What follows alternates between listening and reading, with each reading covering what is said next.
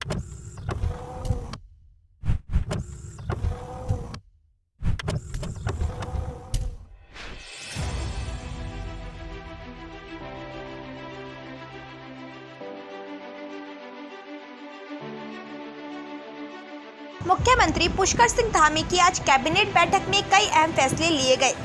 Pushkar Singh Dhami cabinet में आज 11 प्रस्तावों पर चर्चा की गई, जिनमें कई अहम फैसले लिए गए। सबसे महत्वपूर्ण फैसला सरकार ने स्कूल को लेकर लिया। पिछले काफी समय से बंद पड़े स्कूलों को खोलने की सरकार ने अनुमति दे दी है। अब 1 अगस्त से 6 से लेकर 12वीं तक के सभी स्कूल खोलने को लेकर सरकार ने कैबिनेट बैठक में मंजूरी दे दी है। शासकीय प्रवक्ता कैबिनेट मंत्री सुबोध उनियाल ने बताया कि आज कैबिनेट मंत्रिमंडल की बैठक में 11 प्रस्तावों पर चर्चा हुई, जिनमें 1 अगस्त से 6 कक्षा से 12वीं कक्षा तक सभी स्कूल खोलने की मंजूरी दी गई।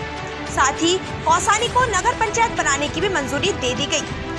उदीयमान छात्र जो NDA, CDS, UPES परीक्षा निकालने वाले हर छात्र को 50,000 रुपए अब सरकार की तरफ से तैयारी करने के लिए दिए जाएंगे।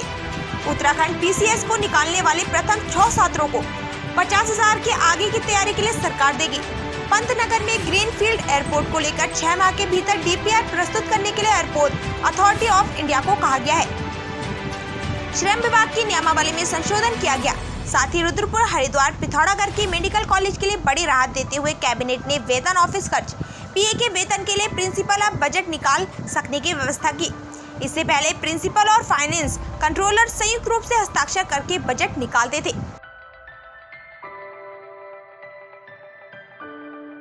जी, आपने अभी कहा ना कि सरकार ने निर्णय लिया है कि मेन परीक्षा के लिए, है ना, फ्री के बाद मेन परीक्षा के लिए 50,000 रुपए तैयारी के रूप में देगी।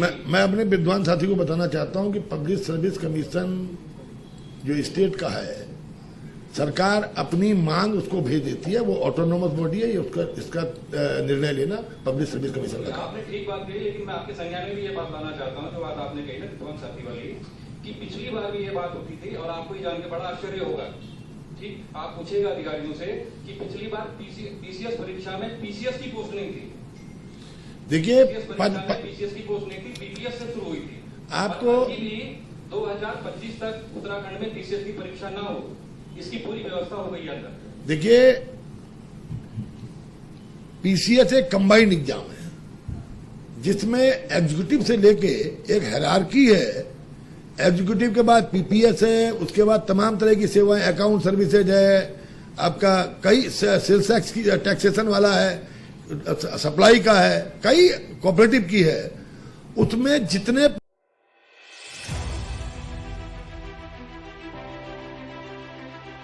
पर्यटन विभाग के राहत पैकेज में संशोधन किया गया है। अब लगभग 198 करोड़ का पैकेज मिलेगा। पर्यटन विभाग की गतिविधियों के लिए ये पैकेज इस्तेमाल किया जाएगा।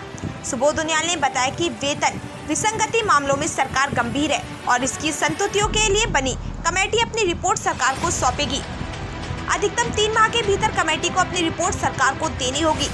उस न्यायालय में परिवहन निगम के कर्मचारियों के वेतन से जुड़ी याचिका पर जो निर्देश मिला है, उसमें 51 करोड़ 24 लाख 3 माह का वेतन के प्रस्ताव को CM को अधिकृत किया गया।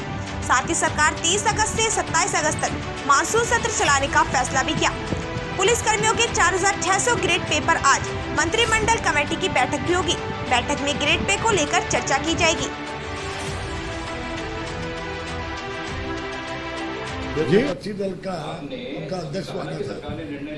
अब जाते तो इसको एक दिन और बात कर सकते थे ना, राजनीतिक और सामाजिक संगठन। मैं अपने विद्वान साथी को बताना चाहता हूँ कि पब्लिक सर्विस कमीशन लगातार जो स्टेट का है, संपर्क में है, उनकी सरकार अपनी मांग उसको भेज देती है। वो ऑटोनोमस बॉडी है, इसका निर्णय लेना पब्लिक सर्विस कमीशन का। तत्काल इनका समाधान कराया जाना आवश्यक है। उन्हीं के अनुरोध पर मंत्रिमंडल के द्वारा इस अधिकारियों से कि पिछली बार PCS परीक्षा में PCS की पोस्ट नहीं थी। इस राज्य में अगर आप देखिए, नायब तहसीलदार कैडर के निकले हुए आपको नायब तहसीलदार भी पब्लिक सर्विस कमीशन की पोस्ट उत्तराखंड में PCS की और तमाम इसमें 40% देखिए जो PCS अफसर मिलेंगे आपको, वो PCS एक कंबाइंड एग्जाम है, क्योंकि इसमें एग्जीक्यूटिव से लेके एक हायरार्की है सेवाओं से। एग्जीक्यूटिव के बाद PPS है, उसके बाद तमाम तरह की सेवाएं, अकाउंट सर्विसेज है, आपका कई सेल्स टैक्स की टैक्सेशन वाला है, जो गाइडलाइन सप्लाई का है, कई कोऑपरेटिव की है, थैंक यू। उसमें जितने पद, हमारी आपस में चर्चा भी है 3 माह, लेकिन इनको जो आज मंत्रिमंडल ने अनुमोदन दिया है वो ये कहा है कि यथाशीघ्र तत्काल परिस्थितियों को देखते हुए समिति अपनी रिपोर्ट प्रस्तुत करेगी। इसके अलावा माननीय उच्च न्यायालय में आप जानते हैं परिवहन निगम के कार्मिकों को वेतन हेतु एक